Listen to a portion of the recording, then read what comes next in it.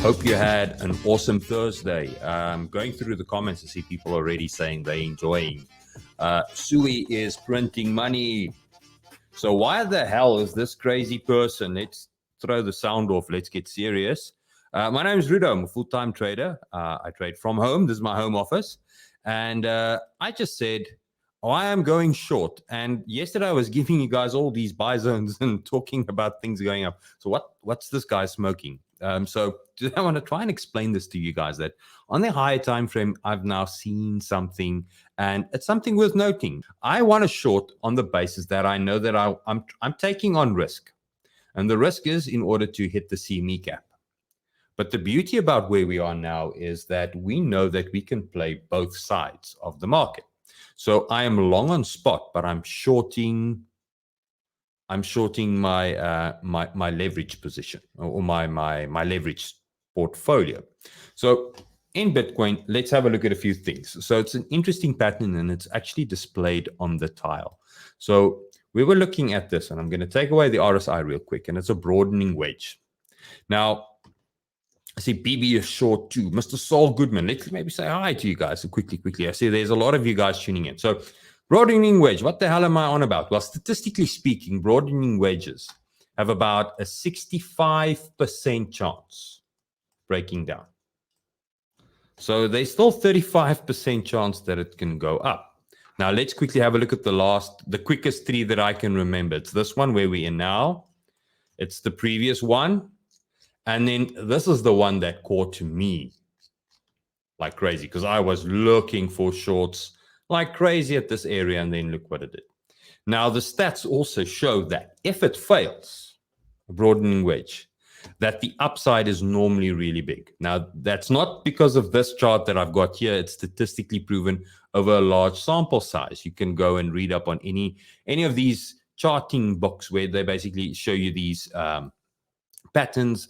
They measure the statistics to try and give you an idea, because remember, it's all we're doing is trying to trade probabilities, and technical analysis is a tool that we use to manage the risk. Time frame, everybody is extremely bullish, everybody's extremely greedy at this stage, thinking that it's bull season. That narrative is really strong. Why am I drawing lines? Let me just take away that. So those are realities. But if we look at this from a pure technical analysis point of view, screw your opinion, screw my opinion, and screw what everybody else is saying. What does the chart say? The chart's saying for us that as soon as we start going higher, so it's not saying stop, it says as soon as we start going higher, we're going to run into some problems. That's what the chart is saying. Do your hodl bags a favor and subscribe today. Double down, hit that like and notification icon, and let's get charting. Okay, guys, so 65% of the chance, we're going to expect this. So why am I shorting if I'm so extremely bullish? Well, that's one reason. But I'm also going to show you, if we bring in the RSI, we bring in a little bit more data, I'm going to show you why the narrative around breaking up is not quite there yet. I lay out the risks, explain to you guys, and leave you to make the decisions on your own. I want to empower you guys to make a decision on your own. I'm looking at you through a little lens. I don't know your lifestyle. I don't know your life, your positions. I don't know anything. So who the hell am I to say never sell or just bold or just that? So I'm just giving you the facts from a technical analysis point of view. You take it, look at your own picture, and make the decisions. After all, when you make money, it's all your money. It's not mine. It's yours. Okay.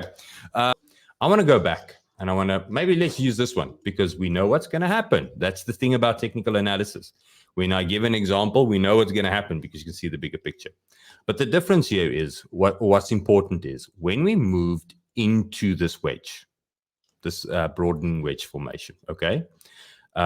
Deleted the long line. When we move in there, you can see that we're creating divergence already on the get-go. One thing to take note of, okay? Then, while we're in the broadening wedge, you can see that we're consistently fighting. Well, the line tool is now obligating things a little bit, but you can see that we're consistently fighting, making higher highs, higher lows, as the RSI is trying to reset. And then finally, as we at that breakout point, you start selling down. So you can see that we've got divergence fighting, and most importantly, and let's go back to the line tool, When we lose critical pivots, let's have a look at critical pivots. There's a critical pivot there. Let's have a look at that area there. There's a critical pivot there.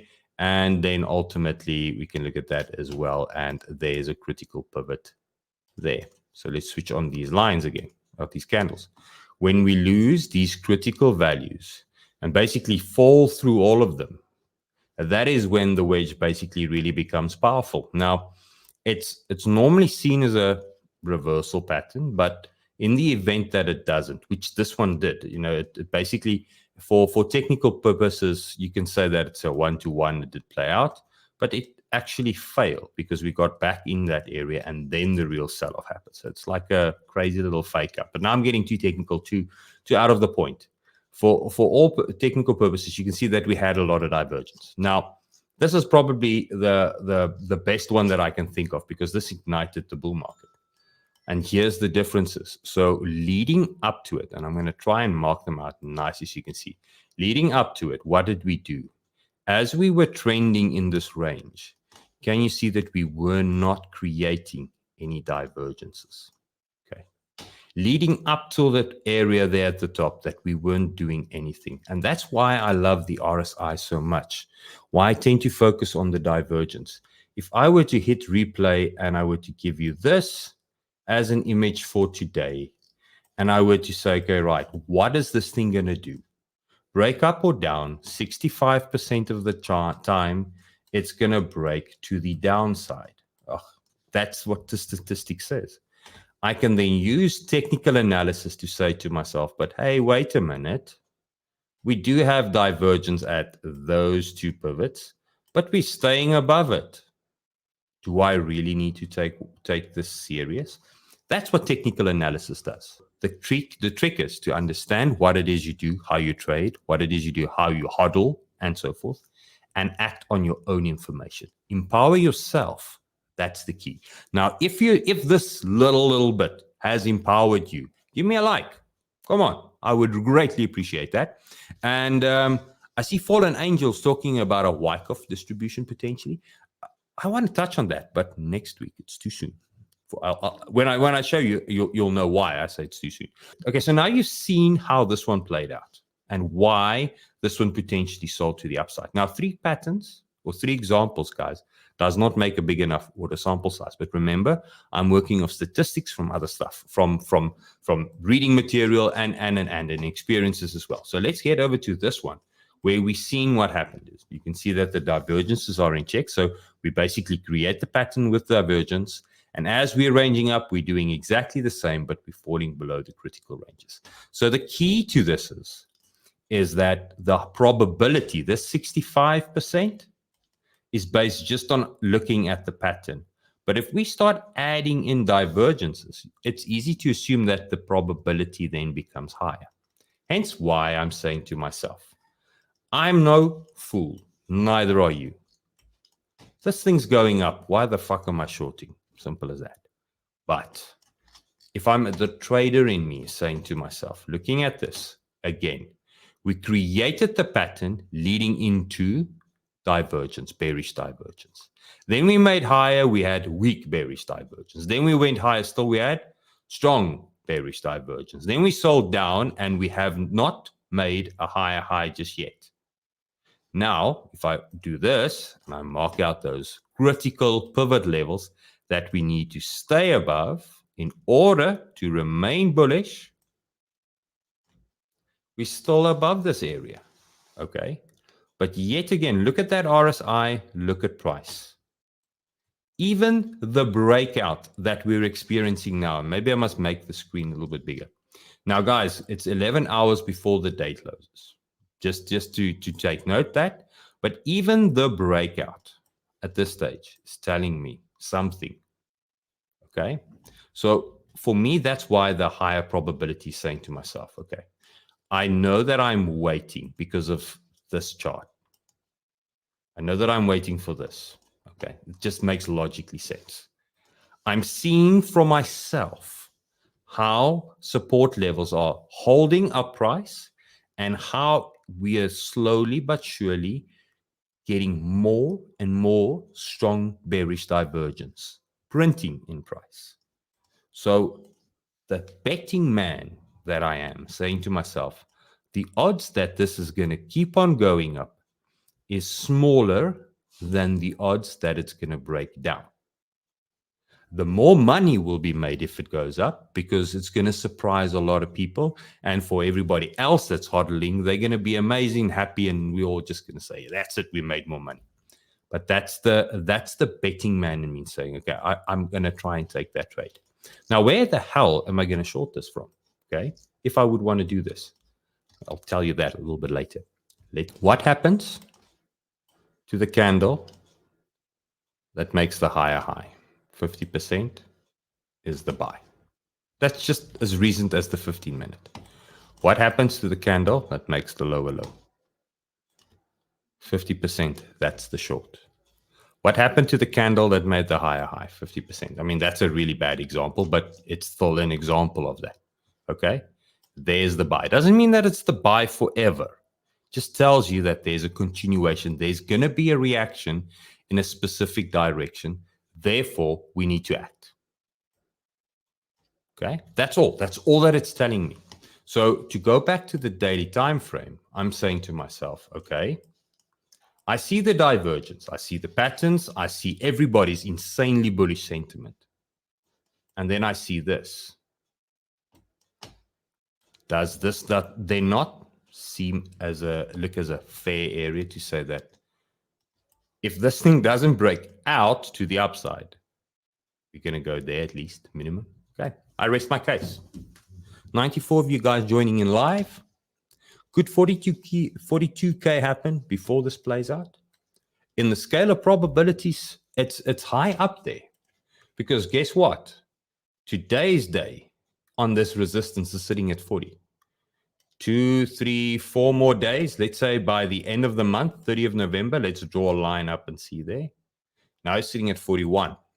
So we should not break out. The longer we stay here,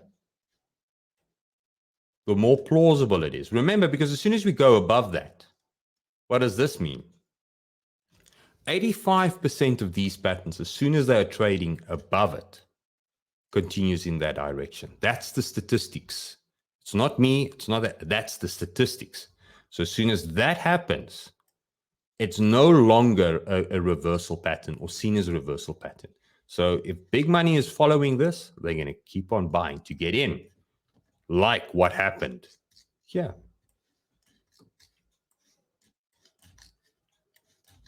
They're going to keep on buying to get in. How many of you guys got Solana? Let me know. Just write in Solana HODL or something like that. And just let me know that you've got your Solana. And the critical thing is where we are now with the pricing being where it's at. If Solana does not reclaim this level at $57, so see Stefan's got his Solana. Who else? And Matty, afternoon, fellow gamblers. Yes, if you don't use a strategy, you gamble. Lee V said he's got a little bit of soul. You really asked a really good question at the end of the stream, buddy. So I'm going to say next time, ask them in the beginning, because I'm going to have a stream for that tomorrow. And you want to know the question, watch yesterday's video. It's near to the end. He made a really good comment. Okay, back to Solana. We're not reclaiming this. And one thing I want to point out to you guys, when we're at highs, just look at market strength. How do you determine market strength? Big bodies, small wicks. Big bodies, small wicks. Big body, small wicks. Remember, it's in relative to the entire movement. Okay. Big body, small wicks. When do we know market's confused? Big wicks, small bodies. Okay. So every time we are retracing the market's confused, small bodies, big wicks. Okay. Once we're trending, it's okay. So now look at where we are now. Going up, we started to get to a point where we're getting small bodies, big wicks. But going down, the market gives small wicks, big bodies. So it shows you that the confidence is more weighted towards the bears. Now, we have fought back into this range, but have we engulfed this? know. And that's the worry that I'm sitting with now. Now, do I know whether we will or not? That's the problem. It's like a trade setup. I can estimate and guess and so forth. The higher time frame will bail you out until it doesn't bail you out. But you've got a job to do, basically. Each and every one of you guys, the end of the day, close to the end of the day, every day. You just want to make sure that that daily candle stays above 57. Because if it don't, you're going to find the daily candle is going to come back to 51 again. And when we're there, we'll wait what the divergence and everything is telling us to see whether it's going to continue on higher. And all this is potentially, all this upside I'm seeing on the alt, another higher high, one last higher high, is what I'm expecting to see for Bitcoin before I'm going to hit that BTC short. Why? Well, it's simple. Let's go to BTC. Let's take away all the squibbles, and then we're going to end the stream.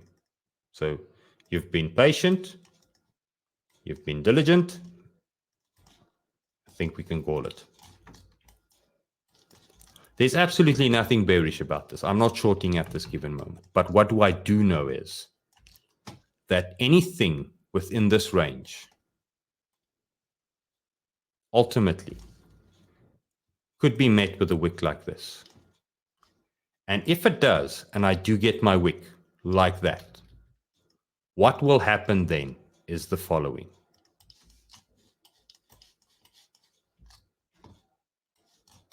Okay. We're making a higher high, we're creating a wick. From one day to the other. If it's true on a 1 minute and it's true on the daily, it will be true from 2 candles to 2 candles.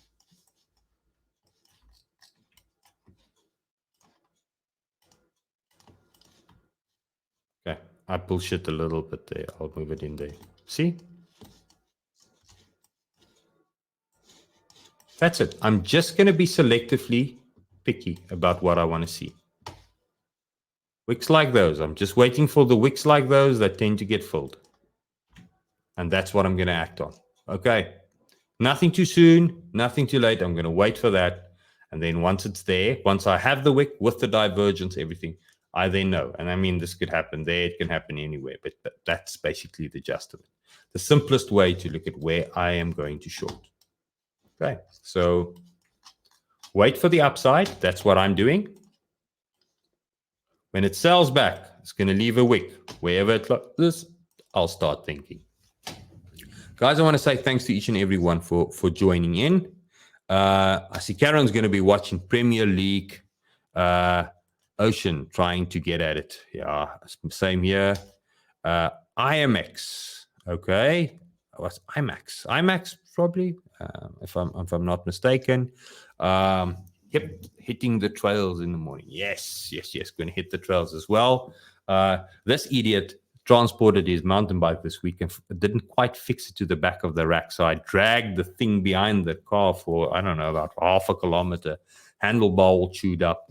And so I'm first going to buy a new handlebar, new grips, if head office allows me to spend the funds. And then I will be hitting it. Gravel cyclist, I'm thinking of becoming a gravel biker myself, but not quite there yet. Turtle says he's going to go to church on Sunday. And Jewel, thanks so much. And thanks to you too as well. Guys, this is the end of the stream. Enjoy your weekend. Thanks for tuning in. Remember to head over to the Discord. And I'll go post the charts now. I forgot already. And for everybody else, keep hustling.